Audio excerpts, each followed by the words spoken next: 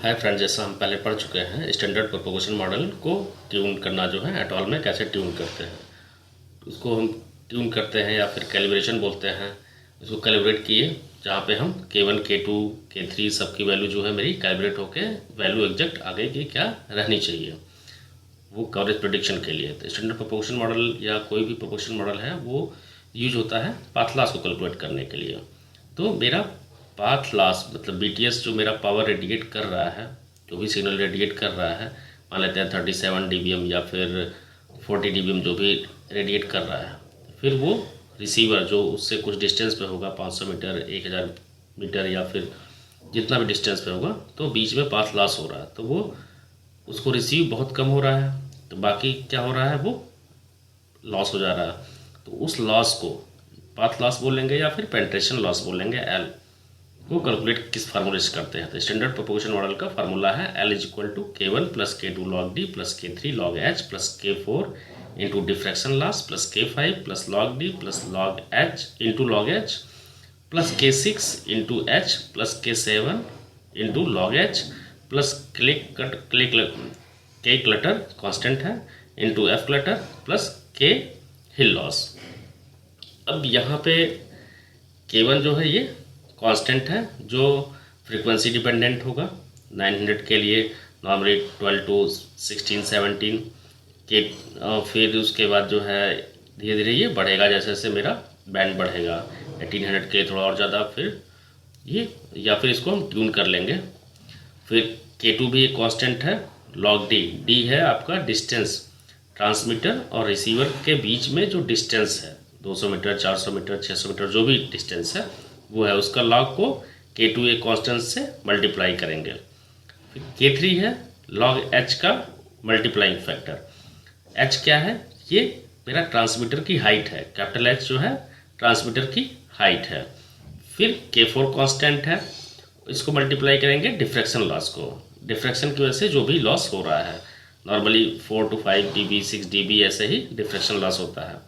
फिर plus K5 constant है जो log D into log H दोनों के मल्टीप्लिकेशन को का मल्टीप्लाइंग फैक्टर है। फिर K6 जो है मल्टीप्लाइंग फैक्टर है, ये रिसीवर की जो हाइट है, मेरा यूजर जो है कितने हाइट पे है, मोबाइल हो या फिर कोई भी रिसीविंग इक्विपमेंट हो सकता है। फिर K7 जो है मल्टीप्लाइंग फैक्टर है उसी का जो रिसीवर हाइट है उसका लॉग का।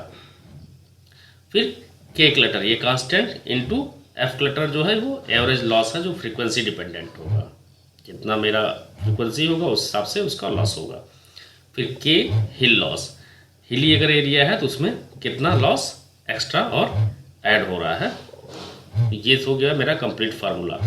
अब इसमें हम बाय डिफ़ॉल्ट ऐसे ही ले लेते हैं कि मान लेते हैं K1 की वैल्यू 22 है बाय डिफ़ॉल्ट, K2 की वैल्यू 40 है, डिस्टेंस D मेरा 4000 मीटर है और ये K3 की वैल्यू 5.83 है बाय डिफ़ॉल्ट वैल्यू, प्लस जो है ये K4 जो मेरा डिफ्रैक्शन लॉस का मल्टीप्लाइंग फैक्टर है बाय डिफ़ॉल्ट 0.6 है और डिफ्रैक्शन लॉस मेरा मान लेते हैं 10 dB है।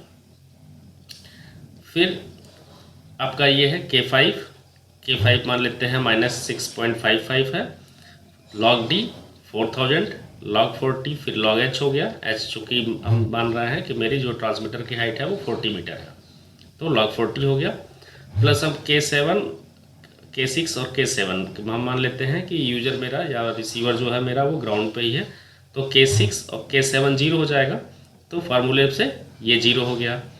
और K clutter into F clutter ये हम मान लेते हैं K क्लटर जो है नॉर्मली 1 होता है और F एवरेज जो है फ्रीक्वेंसी डिपेंडेंट जो लॉस हो रही है मेरी फ्रीक्वेंसी के अकॉर्डिंग वो मेरा 9 dB है, तो 1 × 9 हो गया, प्लस हम हिली एरिया मान लेते हैं, हिली एरिया नहीं है नॉर्मल एरिया है, तो ये भी जीरो हो गया।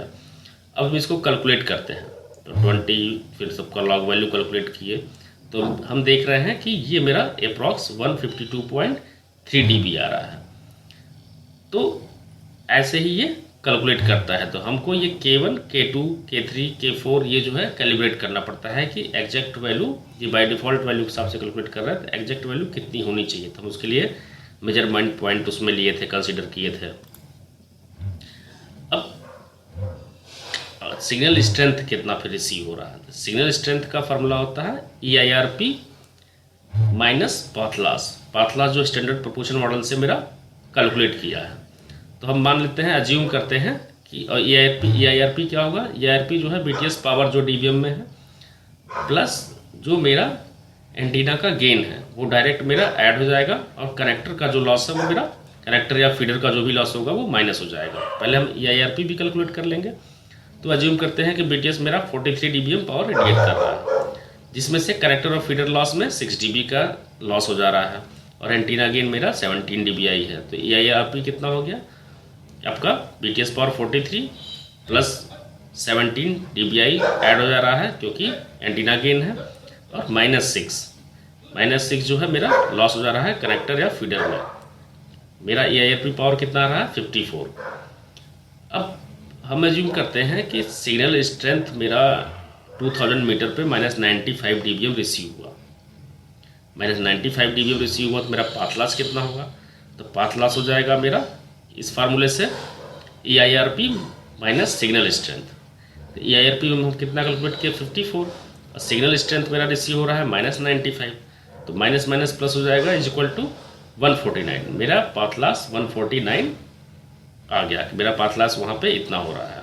तो इससे हम SPM का फार्मूला जो कैलिब्रेट हुआ है वैल्यू भी थोड़ा सा जस्टिफाई कर सकते हैं कि नेगेटिव क्यों होता है। अब यहाँ क्वेश्चन आता है कि मेरा सिग्नल स्ट्रेंथ नेगेटिव में क्यों आता है, जो 47 dBm का वो रेडिएट कर रहा है, तो हम रिसीव कर रहे हैं -95, -60, -70, और जब रेडिएट 47 dBm हो रहा है तो पाथ लॉस 149 कैसे हो जाएगा। तो ये एक्चुअली लॉग वैल्यू लेते हैं इसलिए ऐसा होता है। नॉर्मली हम ये देखते हैं, अभी क्लियर हो जाएगा कि मैथमेटिकल फार्मूला जो निकला वो निकला signal strength is equal to EIRP minus path loss. यहाँ पाथ लॉस हमेशा EIRP से वैल्यू से ज़्यादा बड़ा होता है, इसीलिए मेरा जो है ये वैल्यू हमेशा नेगेटिव आती है। EIRP रेंज जो है आपका 40 to 60 dBm नॉर्मल BTS के केस में आएगा, और path loss value normally 70 to 170 के लगभग आएगा। तो सिग्नल स्ट्रेंथ मेरा जो रिसीव होगा वो कितना होगा, EIRP 40 माइनस 70 मान लेते हैं तो -30 dBm मिनिमम रिसीव हो जब आएगा, या फिर मैक्सिमम पाथ लॉस आ रहा है तो 40 माइनस 170, तो हमको -130 dBm तक रिसीव हो पाएगा। तो हमारा रेंज इसीलिए माइनस में रहता है। अब दूसरा केस क्या आता है, कैसे इसको समझ सकते हैं कि जो रेडिएटेड पावर हम मान लेते हैं 10 वाट का BTS है। अभी हम dB की बात नहीं कर रहे हैं, dB में थोड़ा सा कन्फ्यूजन होता है कि ऐसा क्यों हो रहा है, क्योंकि dB लॉगरिथमिक वैल्यू है, उसको हम प्लस माइनस ऐसे नहीं कर सकते हैं, उसका एक रूल है, लॉग का एक रूल है। रूल कैसे है, जैसे लॉग अगर हम 1/10 0.1 का लॉग 0.1 अगर हम निकालते हैं तो वैल्यू क्या आएगी, log 1 डिवाइड बाई log 10 या log 1 माइनस log 10, तो इसकी वैल्यू मेरा नेगेटिव में आएगी। जबकि 0.1 तो मेरा वैल्यू ऐसा तो है नहीं कि बिल्कुल नहीं है, माइनस में हो गया। अब इसमें होता क्या है कि हम 10 वाट रेडिएट तो कर रहे हैं, लेकिन मेरा पाथ लॉस बहुत ज़्यादा हो जाता है, तो जिसके कारण जो है जो रिसीवर एंड पे रिसीव होता है वो वैल्यू मिली वाट में 0.01 मिली वाट, 0.0001 मिली वाट, यानी 1 मिली वाट का भी 10th पार्ट तक रिसीव होता है। अब dBm का फार्मूला क्या है, dBm निकालते कैसे हैं, 10 log 0.01 मिली वाट, मतलब जो लॉग जो है जो पावर रिसीव हो रहा है वो मिली वाट में होना चाहिए।